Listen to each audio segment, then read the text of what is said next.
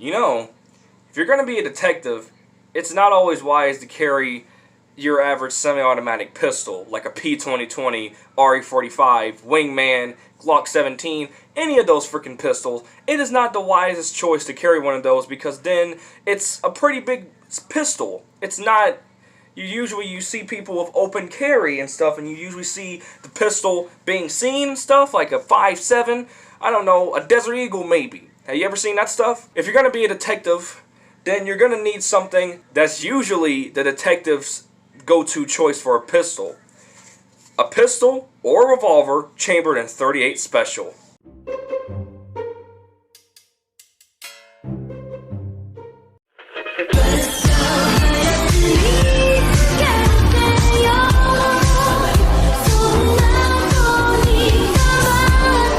What's going on, guys? It is Shay here. Now today, guys, I have another gun prop for you guys. So welcome back, guys, to another prop review. Today, guys, I'm going to be reviewing my own version of the Taurus Model 66 revolver, which is a revolver that fires .38 Special and .357 Magnum.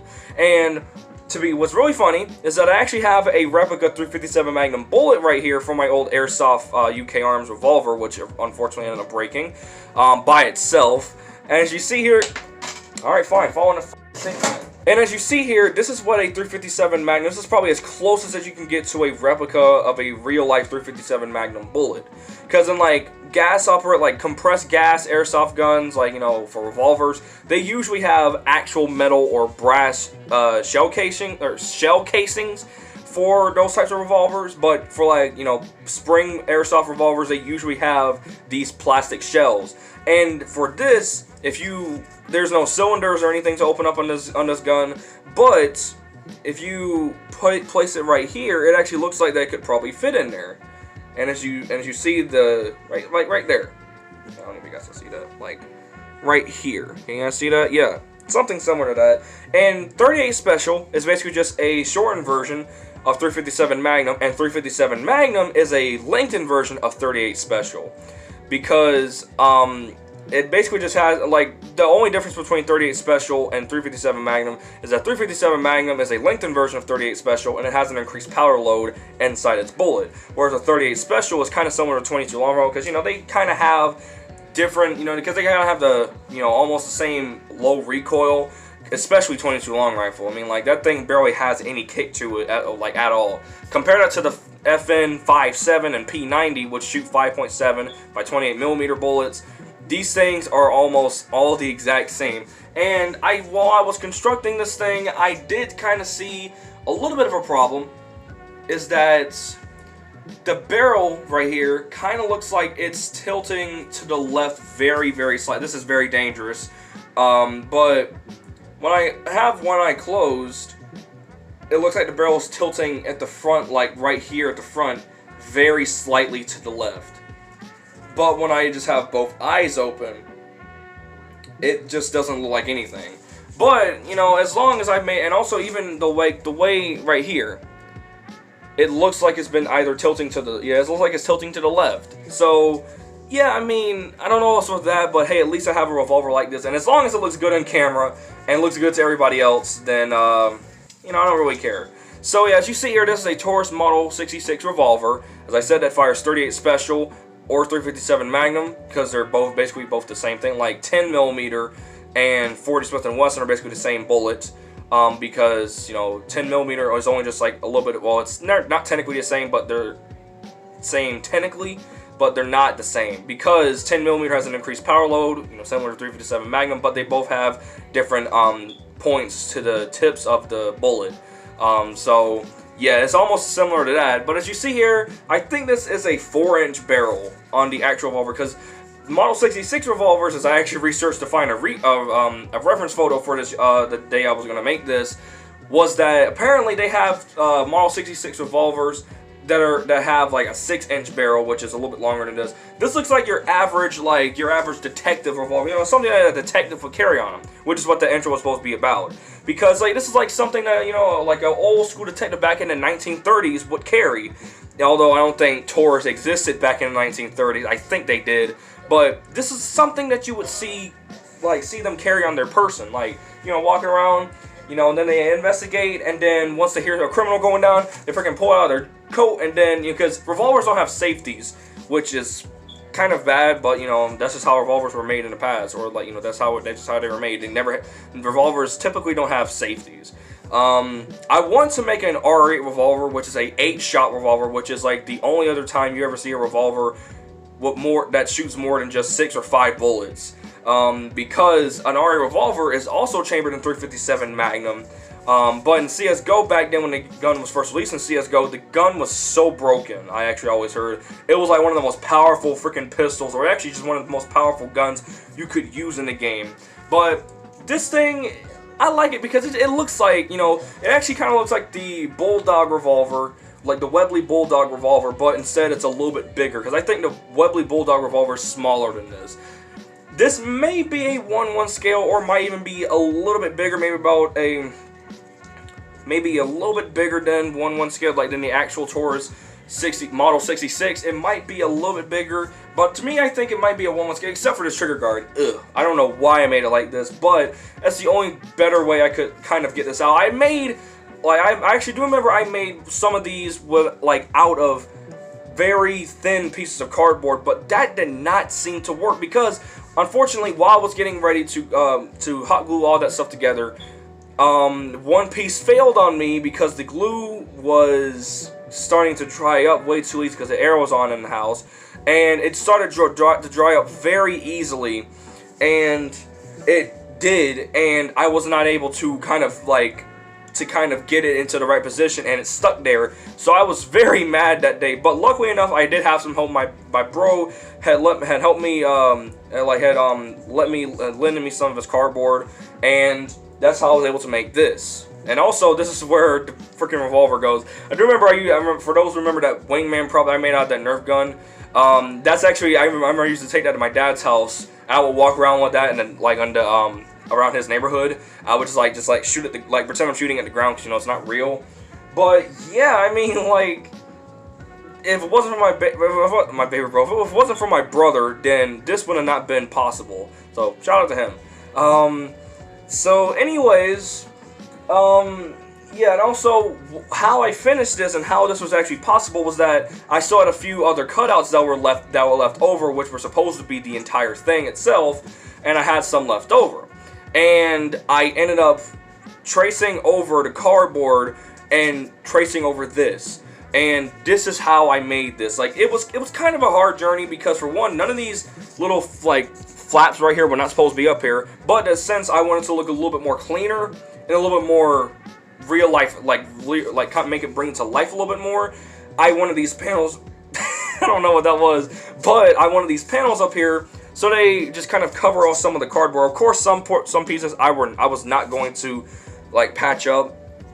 But as you see here, you have, this is supposed to be the Taurus symbol, which is what the company is. It has a little gold symbol down there, and you have your cylinder, your your cylinder release, which is what you would do on the actual gun. You would hold this, I think, down, like, backwards, or I think you have to hold it backwards, and you flick out the cylinder, dump all the stuff out, either use the ejector rod or just do this, and then you either take a speed loader, just load bullets individually, just load it in there, close the cylinder, and you can either spin it, or you can just close it, and then you can just fire off. So this is a 6-shot revolver, I think, in real life, because I do know there's a bunch of 5-shot revolvers out there, and of course there are very rarely more, like, you know, 8-shot revolvers, maybe even a 10-shot revolver that actually exists out there. I do know there's actually one that exists in the airsoft community. It's called the Elite Force Hater Revolver, H8R, you know, Hater Revolver. I think that is a 10-shot or 11-shot revolver for airsoft. You know, usually airsoft revolvers are also how they are for the real steel counterparts, you know, usually 6-shot, 5-shot. I don't think I've ever seen an RA revolver in airsoft form, but I do know that there are some other revolvers in real life that exist that has more than just 5 or 6 shots, and the Taurus Model 66 is a 6-shooter. And maybe I really want to fire 38 Special one day, like, because I've never fired any guns in real life. I love them. Not love, but I just like them. They're just very interesting, especially pistols. I don't know why, but pistols are just very cool to me. I don't know why. But they're just very interesting to me, especially like, you know, semi-automatic pistols, you know, the one that have blowback. Revolvers are cool as well, because, you know, they're basically, I always heard they're basically just like a pocket op in your hand, but, you know, they're very freaking cool. And the way I made this reminds me of my old, not my old, but like my wingman prop that I ended up kind of gluing back the bottom part of the pistol grip back on. Because it has this red front on the, like, because there's no orange tip, or there's no tip to this thing, so I couldn't like paint it or anything, because the barrel is inside and it doesn't stick out. And I think a Taurus model, I think a Model 66 has rifling, but, you know, just of course for safety measures, I've never did this with any of my other props I've ever made for guns, or, you know, just gun related, you know, blaster, like, albeit a blaster, you know, actual, you know, like a model firearm. You know, I did add this for safety in case I do take this out in public, you know, for like a movie, you know, if I'm shooting a skit, you know, shooting a movie or whatever, whenever that would be, you know, maybe somebody wants to use this for like a dummy prop where, you know, they're like gonna aim and then someone's gonna knock them out of their hand and they could just fall on the ground. You know, maybe something like that, you know, just for security measures, or like, you know, just like for safety measures, I did add the red front. I was going to add an orange front at the time. I don't know where an orange marker is, so I instead just used red marker because red still applies to safety to let people know this ain't real. But obviously, if I took it up to someone up close and I showed them like this, or like let them feel it and how light it is, because, you know, revolvers in real life are actually kind of heavy. You know, they have some weight to them. You know, this thing barely has any weight. What's really cool is that you can spin this on your finger, and the pistol grip was actually a lot thicker than this, but I ended up shortening it because the thing could not fit in my hand properly. It was almost like a ribbed grip, where, well, you know, ribbed grips, they're not very thick, but usually they can barely fit in anybody's hand that's kind of have little big hands. And well, I have big hands, but I have thin fingers, like not very thin, but I just have thin fingers. I mean, it's a pretty comfortable fit in the hand, especially, you know, if you're like walking around and then boom, boom, and, you know, just like shoot, you know, just like playing with it or whatever. But, you know, it's a pretty good fit. The front sights, they're okay. I need to do better work on front sights. I just need to do better work on iron sights in general. Okay, look at this. So, can you guys see that? This is not pointing at my face. If you guys see that, you can only see the front sight. There's no rear sights. I tried making rear sights, but they did not work. So, yeah, I gotta do better on iron sights. And of course, you know, the front sight, you can still see the front sight, which is the most distinctive thing for a revolver like this. This is like something you would see in Pixel Strike 3D or something, which there is a revolver in PS3D called the 40. It's a 44 Magnum revolver, and there's also dual wielding, you know, akimbo revolvers. You know, they're sheriff pistols. So this has no trigger, it doesn't make any noise, it doesn't move. The hammer right here and the freaking super glue. Oh wait, that's not super glue. Yeah, let me plug this thing back up one more time, because I have a glue gun here, which I've been using all day. And as you see here, the hammer does not go back. You know, the cylinder does not open. There's no trigger, so, you know, you just have to pretend you're shooting, which is what I'm going to do in future skits, of course, because that's what I always do. And in real life, the grip is not actually, you know, it's not looking like this. Like, there's like some finger grooves right there for your fingers to go around, or trigger discipline, to have your fingers go around it. But this time I wanted to make like the old classic, you know, how old revolvers used to look like, where, you know, it was like the classic design of the pistol grip, where it was like, you know, kind of ribbed, you know, kind of going backwards and around, like no finger grooves or anything. It was just like a smooth pistol grip, which is what I was going for. I know that's not what it looked like, because I have a reference photo, which is right here. That's the reference photo that I used to do this. And I also have a screenshot, which is right there, which I also used to kind of get the look of what it looks like in my hand. And it looks very similar to how the dudes had it in how the guy had it in his hand. Let me see. Move out of the way, chair. Like, that's how it looks like in my hand. With my finger through the trigger guard, it, of course, you know, has a full, better look. At first, now in the camera, this kind of looks like a Walther P-38, which is another iconic pistol that was used during World War II. But before I actually modified this thing, this looked a lot like a Desert Eagle, but in revolver form. Like, if there was ever such thing as a Desert Eagle and, you know, as a revolver, that's probably what this thing looked like, because the barrel was so much more thicker, which I don't know, I didn't even know how thick this thing would have been. But as you see here, you know, in the air, if I hold it in my hand like this, it looks like a revolver, you know, especially from this side, and probably even from the front like that, it looks like a revolver. But from this side, it was just like a normal semi-automatic pistol. But it is a revolver. It is a Taurus Model 66 revolver. You know, it's a pretty cool prop to have. I'm actually planning, I've always wanted to make props and then sell them online. You know, like an Etsy, like make my own Etsy store or something. Make something, you know, like Etsy, or even probably put them on eBay or something as, like, you know, pretty well made props. But of course, I won't be able to 3D print them because 3D printing is very, you know, it's not cheap. You don't have to pay, but getting a 3D printer is very expensive. And making stuff out of cardboard, it just can bring your stuff to life. And especially this is, you know, if you want to make something like this, it's perfect for cosplay, movie, you know, like if you want to make a little movie or a skit, you know, or, you know, make a little sketch or something, shoot a couple scenes. This is a, you know, if you want to make something like this is a perfect alternative from making your own 3D printed props, because they do take a lot of time to make, especially you know, because you have to 3D print, you know, like pistol grips, barrels, the cylinder, the hammer. Had to just do that, like just print everything on that, and you also have to probably 3D print the magazine. I can't say magazine release, but the cylinder release. You might have to do that. So yeah, I mean, making stuff from like cardboard, like making stuff from besides or plastic, you know, 3D printing, it can really bring the creativity side out of you. Which of course I've been doing this ever since I've heard of Star Wars, ever since I've been, you know, ever since I got into guns, I've been making props out of cardboard. So, yeah. So, I mean, like, just go for anybody who wants to make something like this, go for it, because I just really like to see everybody's like creative side. This is just like, you know, making stuff like this. I love making stuff out of cardboard. I just love making stuff in general. You know, I've never 3D printed anything. I really want to, like, 3D print little bitty pieces of stuff, which would be very cool.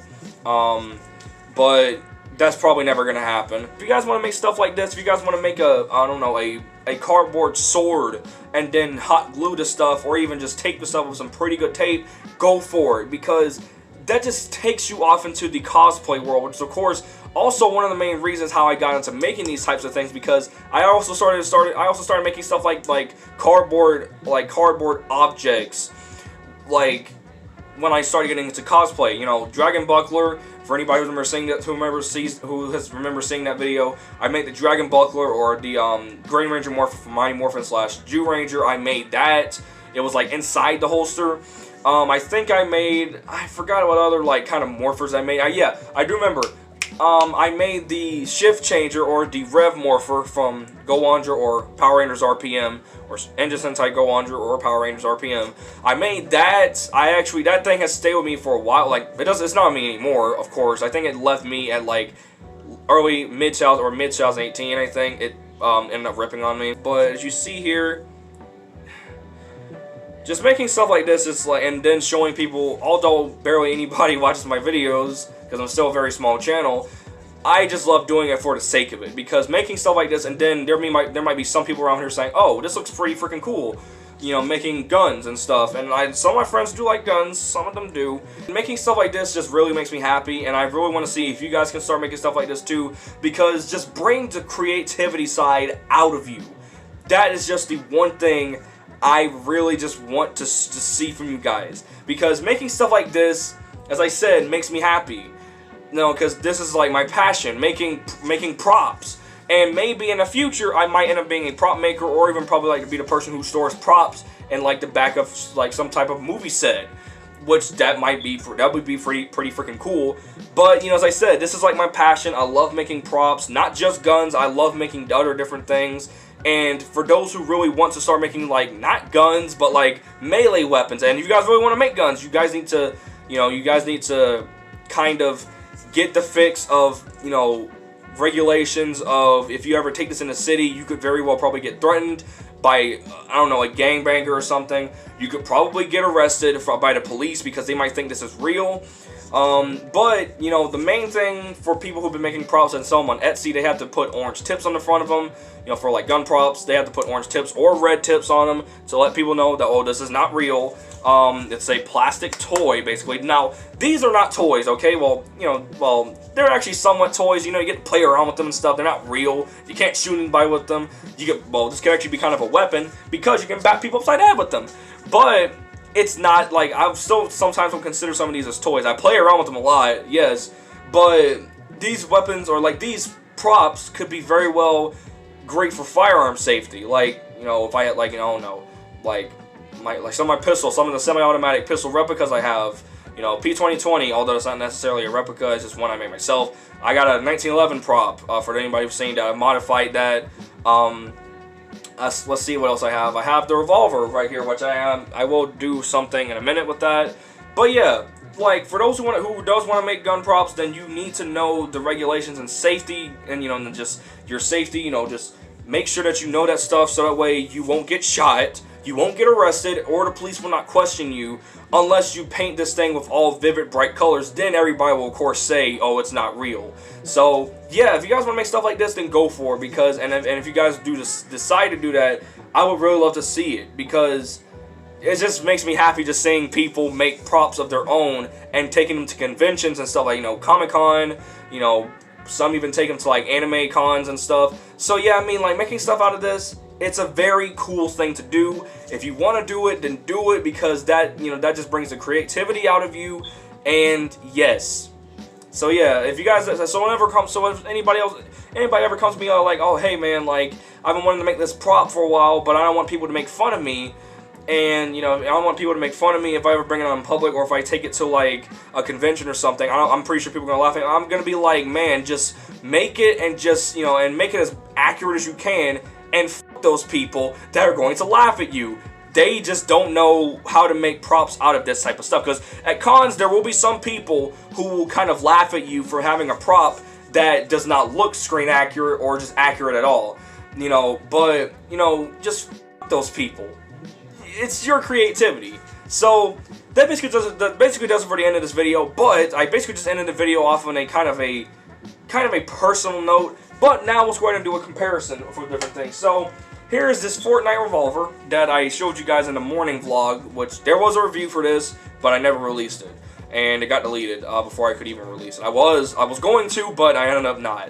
So as you see here, of course, this is a real life revolver, and I don't know what this is based off of real life, but of course this thing is freaking gigantic. This thing is, of course, you know, pretty small. And side by side, this thing is, of course, bigger. This is smaller. Gavel revolver, I just also happen to have this over here because I was testing out this Genji right here with like modifying the pin system with the hot glue. I got Tobaspino, but yeah, as you see here, of course, you know, from the sides, let's see, from the barrels. So from the barrels, of course, the Gavel revolver is bigger, and you know, this thing is of course lighter. I'm pretty sure in real life this is probably a little bit heavier than this. I'm not sure, but you know, it is on. So yeah, that's basically just that. So, and of course, you know, if you want to make a prop that is functional, that actually has some functionality to it, like a, you know, like a functioning hammer, like props out of these. If you want to make like a prop that has like a functioning hammer, a functioning cylinder release, a functional cylinder that can spin, a functional trigger, something like that. And if you just want to, you could probably freaking put noises in these things, which I very rarely see that stuff happen, but just if you want to put noises in these types of things, or at least put like a light, that'd be cool as well. So anyway, guys, hope you guys enjoyed this video. Maybe that kind of inspires some of you guys to make props on your own. I know a lot of people out there don't want to do this stuff because they might get embarrassed, but as I said, you know, f those people who make fun of you for making stuff that's on your own. They just judge, and let them judge. You know, just let them judge and do whatever you love to do. You know. So for those who, you know, I might have inspired some people to start making props. You know, not guns. Maybe if they do, you know, just as I said, you know, just understand what you're getting yourself into. Like, understand that, you know, if you take this out in public, you could probably get questioned by the police. You could probably get threatened by somebody saying that, oh, you got a firearm? Well, I got a firearm too. You know what I'm saying? So, yeah, you know, if you guys want to make stuff like this, I usually keep this stuff in the house because, you know, I don't take them in the city or anything because my city is actually kind of terrible.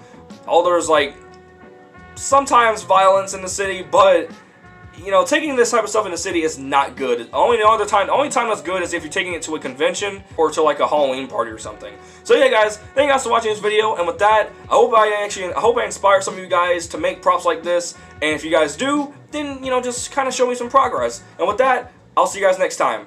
Bye, guys.